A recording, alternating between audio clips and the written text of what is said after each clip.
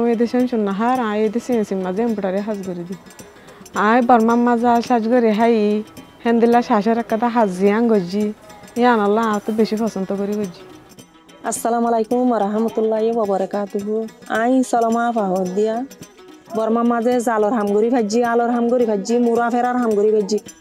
আরাই নাতে ইয়ালা কি গরি ফারি আরাই নাতে হাসিং গরি দিবা দে অনরা আরা ইন্দিল্লাম মাঝে থাকিলাম দে ইন্দিল্লা জায়গা মাঝে থাকিলাম দে বলি হইরে মানে কি আরা অনরারিও দেখাই পারি। আমি 2019 সালে এমব্রয়ডারি মহিলাদের সাথে কাজ করা শুরু করি। তাদের সাথে আমি 2 বছর ধরে কাজ করতেছি এমব্রয়ডারি গ্রুপে। টোটাল 20 জন মহিলাদের নিয়ে আমি কাজ শুরু করেছি। তাদের যে হাতের কাজের দক্ষতা সেটা ডেভেলপ হয়েছে। তাদের বিভিন্ন ধরনের স্মৃতি, বিভিন্ন ধরনের ইমোশন, বিভিন্ন ধরনের ফিলিংস সেগুলো তারা এমব্রয়ডারির মাধ্যমে আঁকতেছে, এগুলো তারা প্রকাশ করতেছে। তারপরে হন হাসম মাঝে কিরকমর খালা লাগে দেহিম বুঝি ফেজি হান্দিলা গড়ি গড়ি ফেরি আগ গড়ি না জানি আমি আগরি জানি তারপরে আর তো এড়ে হদুন আর বুড়া গাড়া উড়ে দেহি ইনে নদেখিব হিনে না জানিব আর গরনের পরে হি তারা জানি পারিব দিয়ে আনার আল্লাহ ফাই দেব বুঝি ফেজি আই ফাই বুঝি এনে আর তারাফর মানুষের রইতে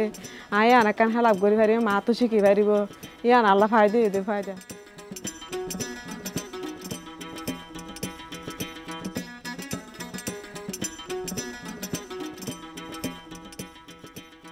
রোহিঙ্গা কালচারাল মেমোরি সেন্টারে আমাদের যে উইমেন আর্টিজানরা আছে এমব্রয়ডারি গ্রুপ,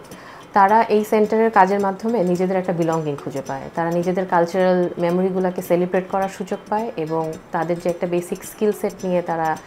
এখানে এসেছিল, যেটা এমব্রয়ডারি, সেটার মাধ্যমে তারা নানান ধরনের গল্প বলার চেষ্টা করতে পারে। এখন আগে যেটা ছিল, তাদের এমব্রয়ডারির মাধ্যমে হয়তো একটা বালিশের কুশন সেলাই করছে, কিছু ফুল তুলতেছে,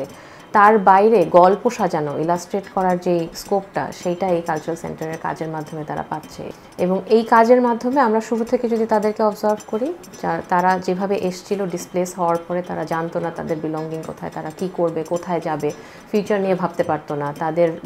প্রেজেন্ট নিয়েও তারা কিছু ইমাজিন করতে পারতো না। কিন্তু এখন এই কাজের মাধ্যমে যখন আমরা বিভিন্ন ধরনের টাইম লাইন, বিভিন্ন ধরনের স্টোরি টেলিং করাচ্ছি তাদেরকে দিয়ে, কিংবা তারাই আমাদের সঙ্গে শেয়ার করতেছে, ক্যাম্প লাইফ সম্পর্কে শেয়ার করতেছে, মায়ানমার লাইফ সম্পর্কে শেয়ার করতেছে, তারা তাদের ভবিষ্যৎটাকে কীভাবে দেখতে চায়, ফিউচার লাইফের কাজের মাধ্যমে তারা শেয়ার করতেছে, তখন তারা আরও কনফিডেন্স পাচ্ছে, তারা নিজেদের জায়গা সম্পর্কে সচেতন হচ্ছে এবং তারা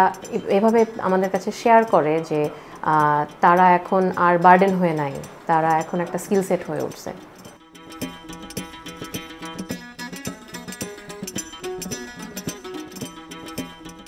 আরসিএমসি প্রজেক্টে কাজ করে তাদের যে এমব্রয়ডারির মাধ্যমে তাদের ফিলিংসটা যে তারা প্রকাশ করতেছে, এটা মেন্টাল ওয়েলবিংয়ের খুব ইম্পর্টেন্ট একটা দিক। কারণ অনেকে হচ্ছে তাদের ইমোশনটাকে প্রকাশ করতে পারে না,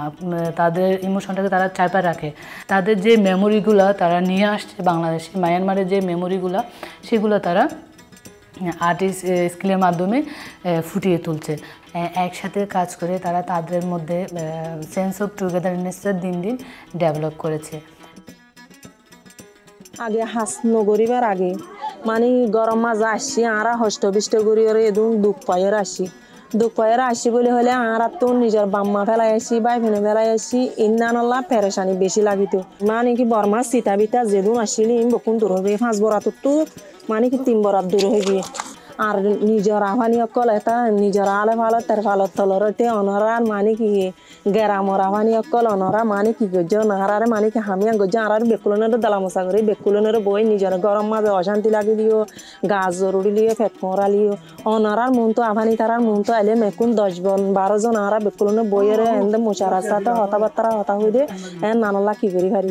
আরা ইয়ানল্লা মানে বেশি করি আরাতে ইয়ানল্লা শান্তি লাগে। আরাতে নিন মারা ই হাজ গরি দে আরা বর্মার মনত গরি দে আরা হনো একদিন আল্লাহ কি বর্মার মাঝে হনো একদিন লই যাইব নি